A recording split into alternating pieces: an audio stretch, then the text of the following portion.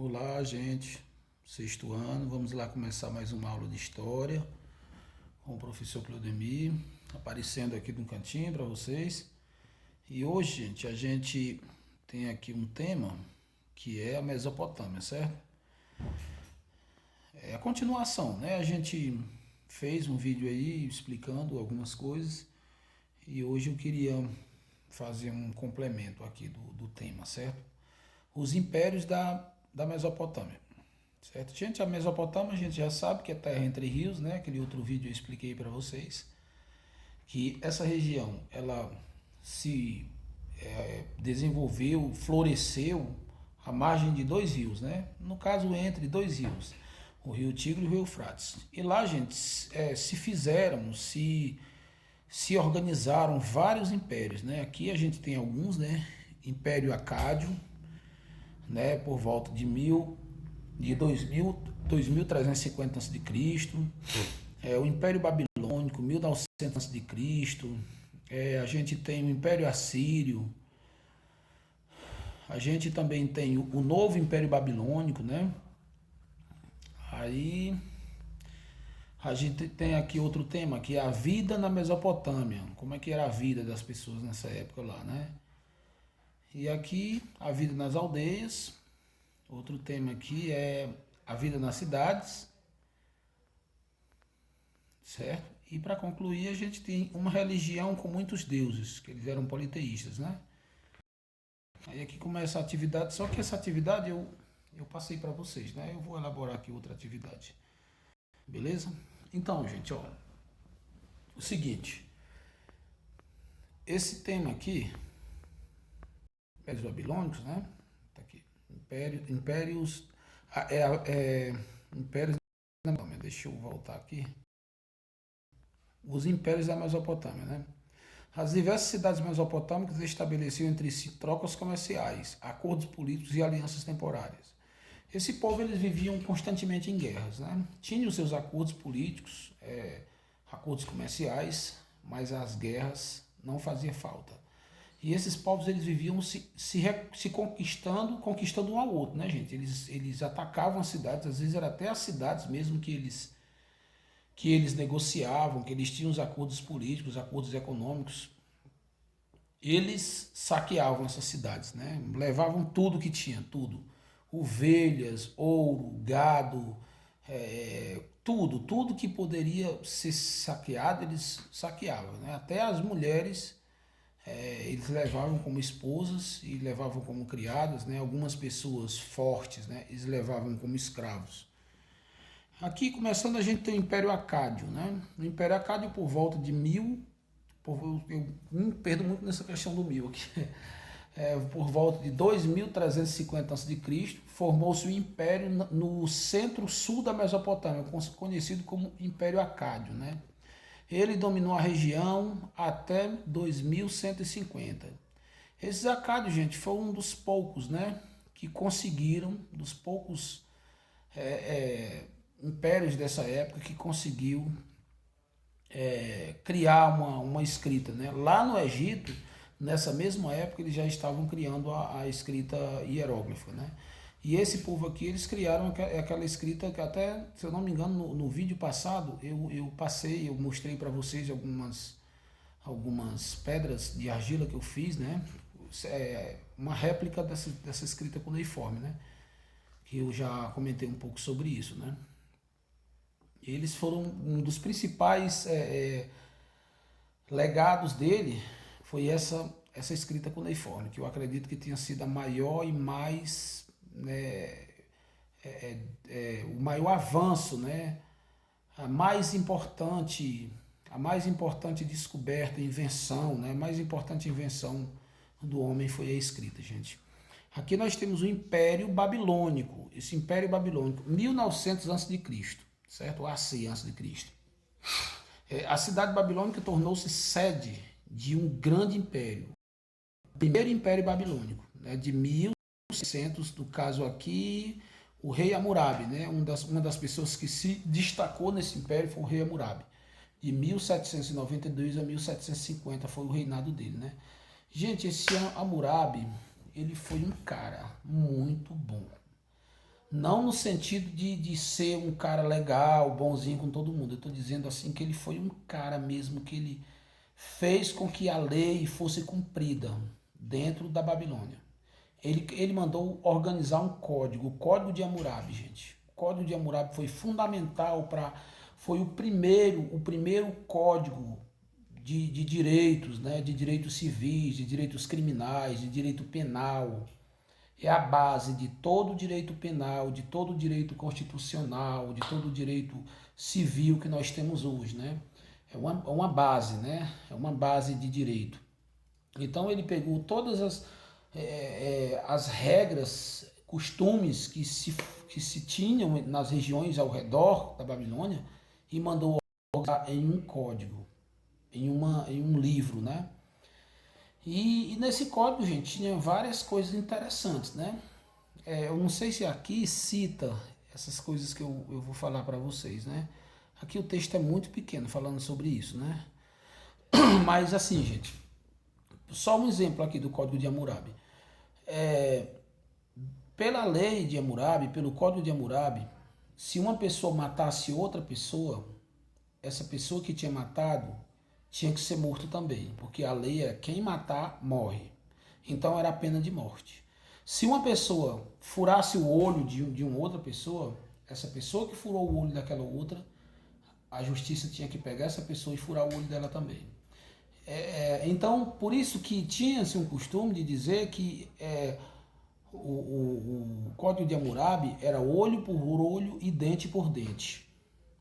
Então, se você furasse um olho, você furasse o olho de uma pessoa, você perdia seu olho também. Se você arrancasse o dente de uma pessoa, você perdia o seu dente também. Então, era uma forma de punir as pessoas quando cometiam qualquer tipo de crime, né? Então, foi uma forma que ele encontrou para poder controlar, né? Controlar esses crimes que existiam no Império, né? O Código de Hammurabi, né? Então, o Código de Hammurabi foi muito importante. Só passando aqui para a gente pegar outro ponto aqui, importante, para poder ficar me aparecendo aí, gente, eu tenho que botar aqui a tela um pouco torta, sabe? Para não poder aparecer. Deixa eu ver aqui.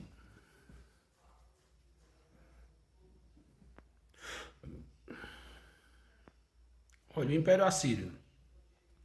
Enquanto o Império Babilônico se fragmentava, outro império se fortalecia dentro da Mesopotâmia. Era o Império Assírio. Gente, eles eram muito perversos. Uma característica desse Império Assírio era o exército. Eles eram muito maus. Esses caras, eles eram guerreiros, gente. Eles foram os primeiros a utilizar o cavalo como transporte, como um animal de guerra, para levar os homens em cima com as suas espadas, com as suas lanças, com as suas flechas. Capturavam as pessoas, matavam crianças, cortavam no meio mulheres grávidas. Eles eram muito perversos. Eles eram os assírios, gente. Até na Bíblia fala sobre eles, né? O tanto que eles eram maus. Aqui nós temos o novo Império Babilônico.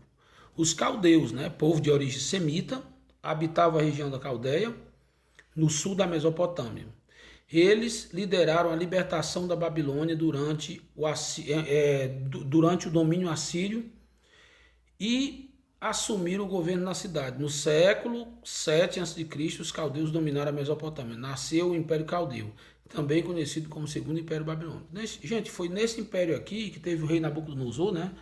O rei que levou o povo de Deus, o povo hebreu, né, como escravo para a Babilônia, né? Aquela Babilônia que a Bíblia fala, né? Foi essa Babilônia aqui, o novo Império Babilônico.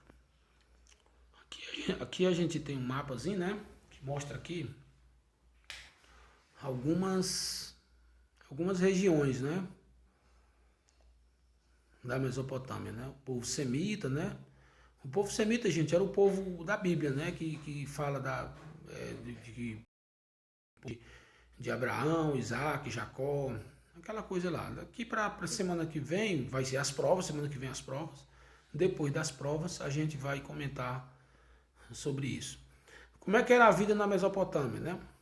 Olha aqui, a base da economia na Mesopotâmia era a agricultura. Todo mundo plantava, colhia, plantava ali o seu trigo, criavam animais. Os animais, o gado era para se tirar o leite, a ovelha também se tirava o leite, usava-se a lã para fazer roupas, né?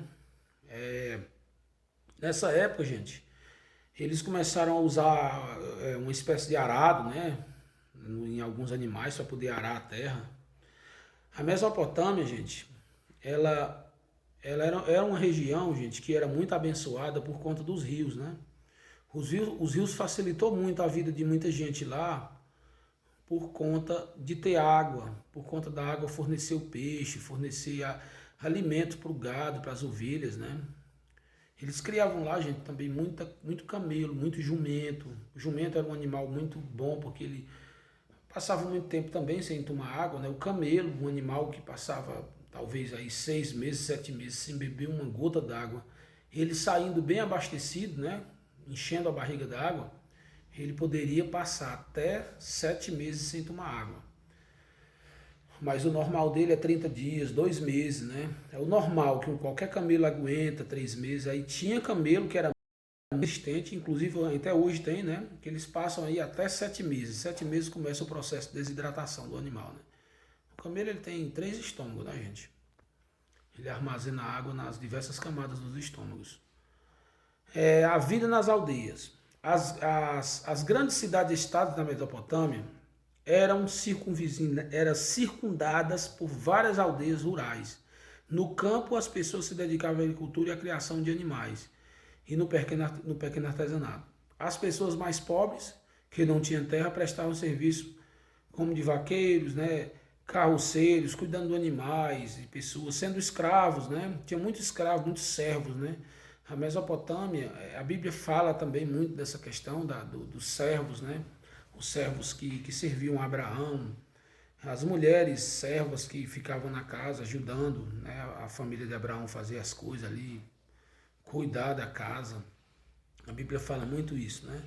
Aqui a gente tem aqui uma imagem, provavelmente na argila, uma representação assíria de trabalho agrícola na margem de um rio, aproximadamente 645 a.C., né? Isso aqui é provavelmente uma pedra de argila, né, gente?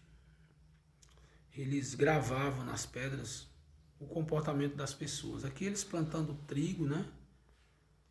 Quantos homens? 5 homens, é 5, gente? 5 aqui, eu tô meio ruim de conta. 5 em cima, né? Só que aqui embaixo mostra o rio, né?